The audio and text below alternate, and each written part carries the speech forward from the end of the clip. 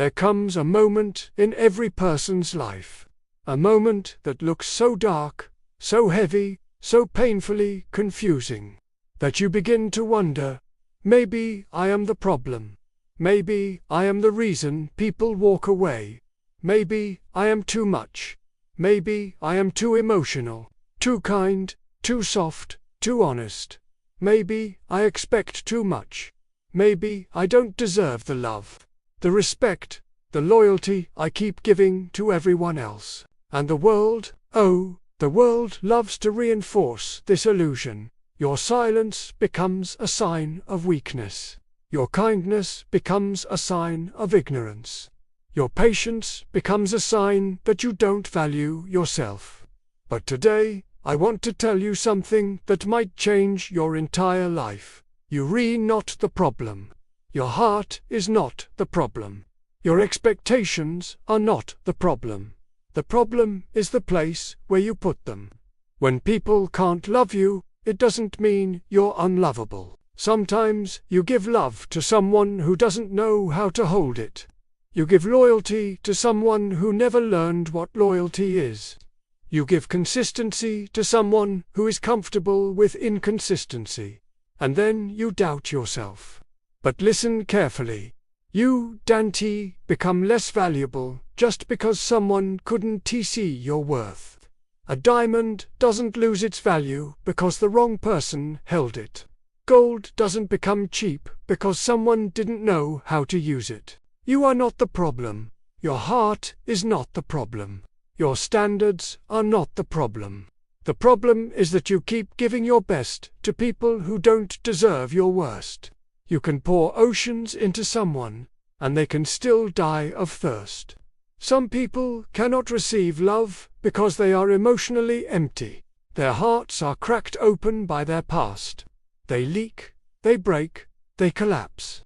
You can give your time, your effort, your honesty, your loyalty, and still they will say, you didn't do enough. You changed.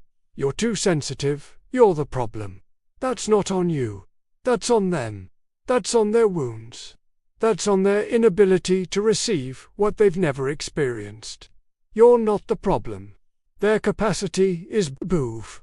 You are allowed to expect what you give. This world has created a strange rule. Give everything, but expect nothing. No, that's not love. That's not loyalty. That's not connection. That's emotional slavery. If I give loyalty, I expect loyalty. If I give respect, I expect respect. If I make time, I expect time. If I stay consistent, I expect consistency.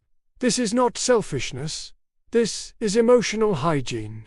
This is how healthy relationships work. This is how dignity survives. If someone calls your expectations too much, it usually means they're offering too little. You expect a heart. They offer excuses. You expect effort. They offer stories. You expect loyalty. They offer temporary affection. And then when things break, you blame yourself. But listen to me, you're not the problem. You're the standard. People who can't meet your standard will call you difficult. They will say you're overreacting. They will say your emotions are dramatic.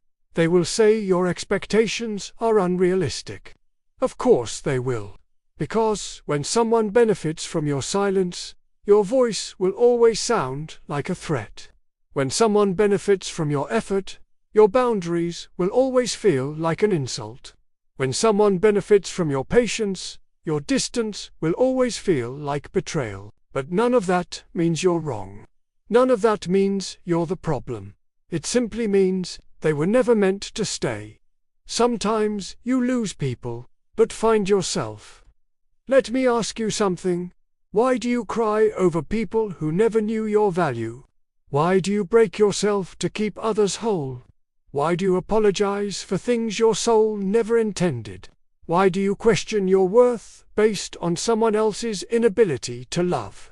Sometimes we hold on so tightly, not realizing that letting go is the real act of self-love. Sometimes the universe removes people from your life, not to hurt you, but to protect you from the version of yourself that you were becoming around them.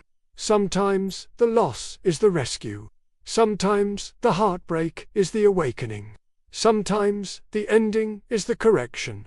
Sometimes a higher power whispers, "You're not the problem. You're simply in the wrong place, with the wrong souls, expecting the right things.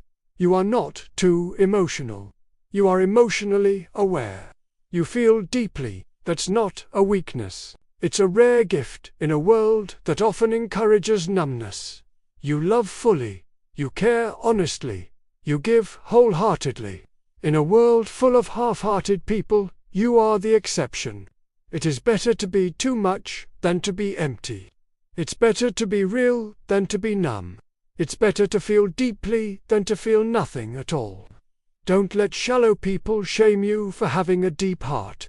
Remember this: shallow water makes noise. Deep waters always remain calm. Your depth is not the problem. Their shallow soul is. You are not too kind. They are too ungrateful. Kind people often suffer the most, not because they are weak, but because their hearts illuminate the darkness of others. People take advantage. People use. People leave. People forget. And yet, somehow, you continue to love. But hear me clearly. Being kind doesn't mean letting people walk all over you. Being patient doesn't mean you have to tolerate disrespect. Being loyal doesn't mean staying with someone who treats you like an option. Your kindness is a strength, but it must be paired with wisdom. You are not the problem. Your kindness simply scares those who live comfortably in their own coldness. You are not difficult, you are rare. Rare souls are almost always misunderstood. They are too honest for the fake, too deep for the shallow, too loyal for the temporary, too determined for the lazy. Your light intimidates their darkness. Your sincerity exposes their games. Your heart threatens their emotional emptiness. And instead of growing, instead of healing, instead of rising with you, they blame you. But remember this: losing people who can't handle your authentic self is not a loss. It is alignment. It's making space for those who are meant for you. Stop breaking yourself to fix others. You cannot save someone who refuses to help themselves. You cannot carry someone who chooses to stay broken. You cannot fill someone who empties themselves daily. You cannot love someone who runs away from love. Your job is not to fix people. Your job is to love, to give, to be real, to be yourself. But your job is also to protect your peace, protect your boundaries, protect your heart. You must understand this essential truth. You can love someone and still walk away. You can care for someone and still choose yourself. You can forgive someone and still never return to the situation that broke you. That doesn't make you a bad person. It makes you wise. The right people will never make you question your worth. When the right people arrive, your heart feels safe. Your mind feels calm. Your soul feels understood. There will be no mind games, no emotional manipulation, no confusion, no silent treatments, no temporary affection. The right people love loudly. They stay consistently. They protect genuinely. They choose you intentionally. The right people will say, "I'm proud of you, I believe in you, I value you, I'm here." And suddenly, you realize you were never asking for too much. You were just asking the wrong person. You're not the problem. You never were. You were simply surrounded by people who didn't know how to love someone like you.